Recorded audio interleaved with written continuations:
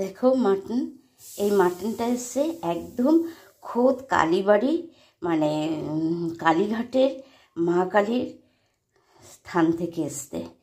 হ্যাঁ, তো সেখানকার মাটন মানে বলতে পারো প্রসাদ। এটা সবার ভাগ্যে জোটে না। তো কাল এসছি, আজকের আমি করছি রান্নাটা। মঙ্গলবার দিন, গতকাল গেছে 19 তারিখ, আজকের 20 তারিখ, আজকের আমি করব। তো একদম নিরামিষ, জানোই তোমরা যে নিরামিষ রান্না করতে হয়। মায়ের ভোগের যে প্রসাদ সেটা নিরামিষই রান্না করতে হয়। তো নিরামিষ রান্নাটা আমি তোমাদের করে দেখাবো। আমি এর মধ্যে অ্যাড করতে পারতাম আর একটু মাটন, কিন্তু না, যেহেতু ঠাকুরের, সেই জন্য আমি এইটুকুনি এর মধ্যেই, মাটনের মধ্যেই আমি তোমাদের দেখাবো এটা। আর চলো তাহলে শুরু করি। আমি কি কি মশলা দেব সেটা আগে তোমাদের দেখাই। কি কি মশলা দেব, ধরো আমি নেব জিরে, এই যে জিরে নেব, জিরেটা লাগবে 2 চামচ জিরে,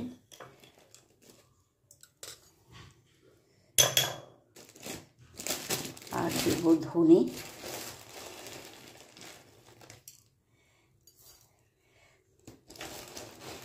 এটা বেটে মশলাটা করলে খেতে খুব ভালো হবে, তার জন্যই আমি বেটেই করব এটা। আর এর মধ্যে দেব শুকনো লঙ্কা, আমি সিডসগুলি ফেলে দেব, শুকনো লঙ্কার সিড ফেলে দিয়েই আমি করব। আগে আমি এটা বেটে নিই, একদম শিলনোড়ায় বাটতে হবে, কিন্তু মিহি করে বেটে নিতে হবে। চলো তাহলে আমি বেটে নিই আগে। দেখো আমি এটাকে মিক্সিতে একদম গুঁড়ো করে নিয়েছি, তারপরে শিলে বাটবো, একদম মিহি হয়ে যাবে, খাটনিটা কম হবে। যার জন্য আমি এটাকে মিক্সিতে একদম গুঁড়ো করে বাটলে তাহলে বেশিক্ষণ বাটতে হবে না। আর আদা নিয়েছি, এই যে আদাটা, এই আদাটা, আর এই 3টে শুকনো লঙ্কা সিডস ফেলে দেবো আমি এর ভেতর থেকে, তারপরে এটাকে একসঙ্গে বেটে নেব। চলো বেটে নিই। মাটন নিয়েছি যে, আর মশলাটা যে করেছি, এই মশলাটা আমি, এই যে মশলাটা, এটা আমি দিয়ে দেবো পুরোটা। আর দেব হলুদ গুঁড়ো,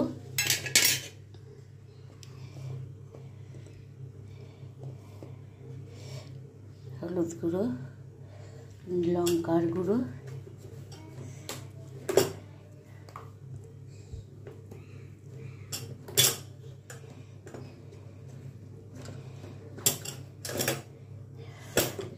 টক দইটা দিয়ে নিই, যে টক দইটা দেব,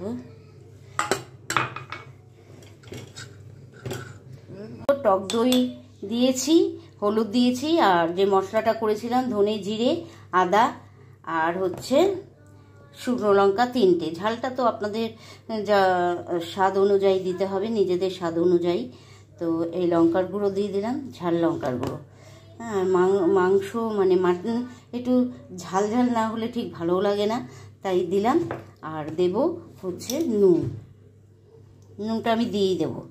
নুনটা দিয়ে মাখিয়ে রাখবো, একটু ম্যারিনেট করে রাখবো, তাতে মজবে জিনিসটা ভালো করে মাখতে হবে।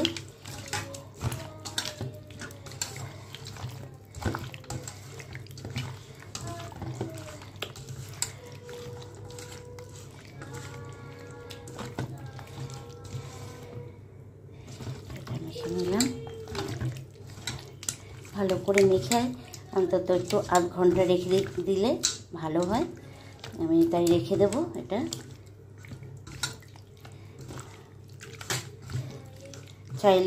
চাইলে আলুও দিতে পারো মাটনে, আর মাটনে আলু দিলে ভালোও লাগে খেতে, মাটনের আলু খেতে সত্যি খুব ভালো লাগে। তো আমি একটু আলু দেব।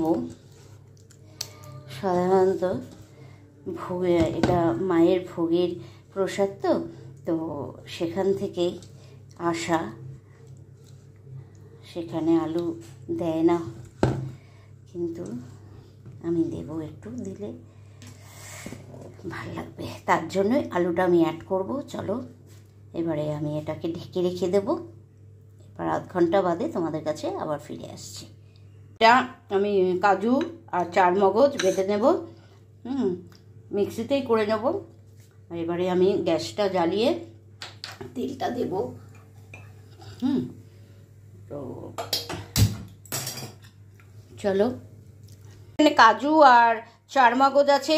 কাজু ধরো 2 চামচ, এর থেকে একটু বেশি নিয়েছি কাজু, আর চারমগজ 2 চামচ নিয়েছি।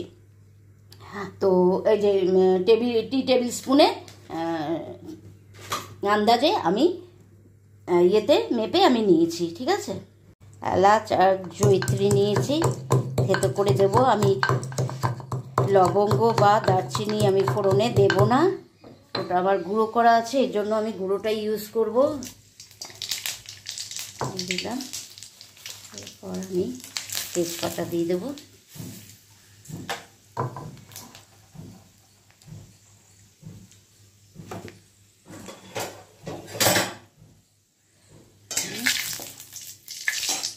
তারপরে এই মাটনটা যে ম্যারিনেট করে রেখেছিলাম সেটা দিয়ে দেবো। দেখো, এর মধ্যে আমি দেব কাশ্মীরি লঙ্কার গুঁড়ো, আর দেব একটা টমেটো, আর দেব এই যে চারমগজ আর কাজু বাদাম পেস্ট দিয়ে কষাবো। মাটন তো নানা রকমভাবে করা যায়, পেঁয়াজ রসুন আদা সব দিয়ে, কিন্তু এইভাবে নিরামিষ মাটন, আবার ভোগের মাটন, মায়ের ভোগের মাটনটা, সেটা এইভাবে রান্না করলাম। তোমরা অবশ্যই এইভাবে করে দেখো। পেঁয়াজ রসুন দিয়ে খাওয়ার একরকম টেস্ট, আর এটা নিরামিষ, খুব সুন্দর লাগবে খেতে, দারুণ লাগবে। অবশ্যই ট্রাই করবে বাড়িতে।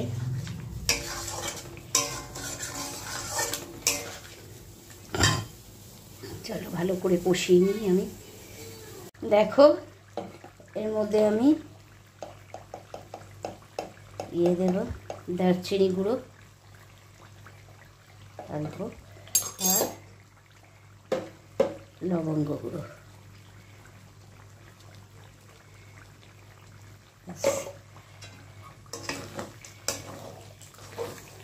কষানোটা প্রায় আমার হয়ে গেছে। যত কষাবে মাংসের টেস্ট তত বাড়বে, কিন্তু কষানোটার উপরেই মাংস মানে মাটন টেস্ট হয়। যত কষানো যাবে তত ভালো হবে। এই কষানোর মধ্যে আমি আলুটা ভাজবো না, আমি দিয়ে দেবো আলুটাও এর মধ্যে কষিয়ে নেব।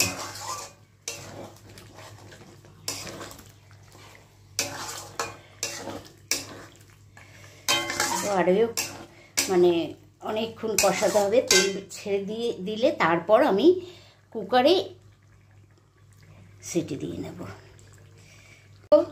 কষিয়ে নিয়েছি 5 মিনিট ধরে, একদম আলুটা দেওয়ার পর তেল একদম ছেড়ে গেছে।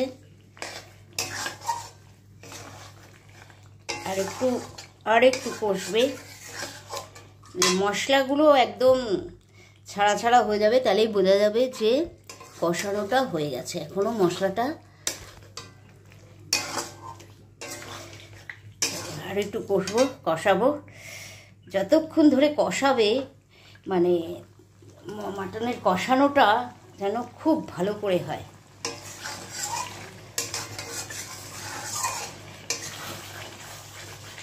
আজকে করতে গিয়ে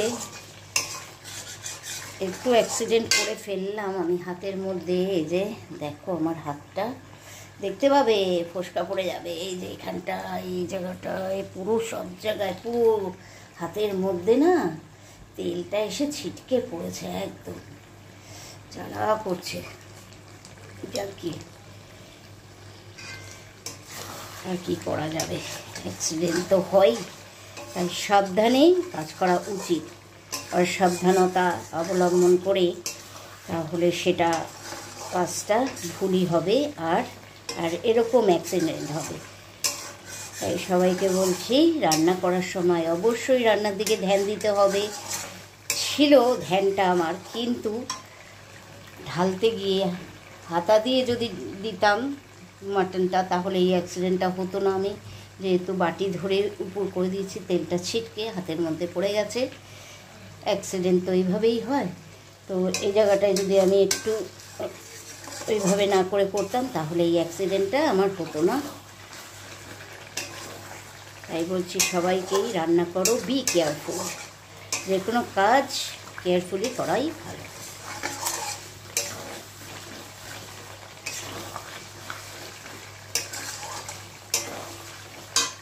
একদম পুরো কষানো হয়ে গেছে।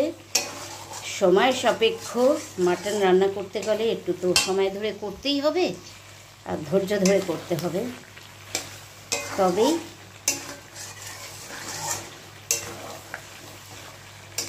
ভালো হবে।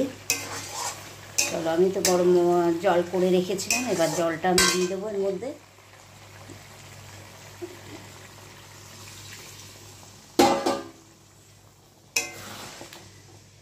আর একটু জল লাগবে মনে হচ্ছে, আর একটু জল দিয়ে দেবো। চলো এবার কুকারে ঢেলে নিই আমি, ঢেলে তারপরে ফাইনাল লুক নিয়ে তোমাদের কাছে ফিরে আসবো। দেখো মাটন কষা, নিরামিষ মাটন কষা দারুণ হয়েছে, কিন্তু দেখতে কিন্তু দারুণ হয়েছে, খেতেও খুব ভালো হয়েছে। অবশ্যই তোমরা এইভাবে নিরামিষ মাটন কষা করতেই পারো, ভালো লাগবে খেতে। আর অবশ্যই ভালো লাগলে লাইক দিতে ভুলবে না একটা, আর অবশ্যই কমেন্ট করবে কেমন হলো রান্নাটা, কমেন্টস করে জানাবে। তোমাদের কমেন্টস সত্যিই খুব ভালো লাগে, সবার কমেন্টস পড়তে খুবই ভালো লাগে। আর বাবিনের রান্নাঘর চ্যানেলটিকে সাবস্ক্রাইব করে পাশে থাকা বেল আইকনটি অবশ্যই প্রেস করে দেবে, সময় মতন সব নোটিফিকেশন তোমাদের কাছে আগে পৌঁছে যাবে। আবারও কোনো নতুন ব্লগ নিয়ে তোমাদের কাছে চলে আসব নেক্সট দিন। চলো তাহলে, ভালো থাকবে, সুস্থ থাকবে আর সাবধানে থাকবে। আজকের মতো টাটা।